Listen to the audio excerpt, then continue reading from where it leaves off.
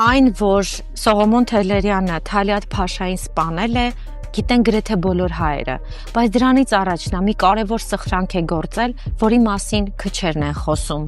Մինչ Թալիաթի մահը Նեմեսիսի որոշման համաձայն Սողոմոնը պետք է սպաներ հայ ազգի դավաճան Հարություն Մկրտչյանին։ Քիշունը միանգամից չի մեռնում, այլ նրան տեղափոխում են հիվանդանոց եւ այնտեղ է նա մեռնում։ Սա էր պատճառը, որ Սողոմոնը Թալիաթին սպանելուց հետո վերադառնում է նորից սպանության վայր, համոզվելու, որ վերջինս մեռել է։ Իսկ ով էր Հարություն Մկրտչյան անունը կրող տականքը։ Նա մեկն էր, ով ցուցակագրել էր հայ մտավորականների անունները եւ շուրջ 250 անուն թուրք ոստիկանապետի միջոցով փոխանցել Թալիաթ Փաշային։ Այդ ցանկից կենթանի մնացին հազիվ 10։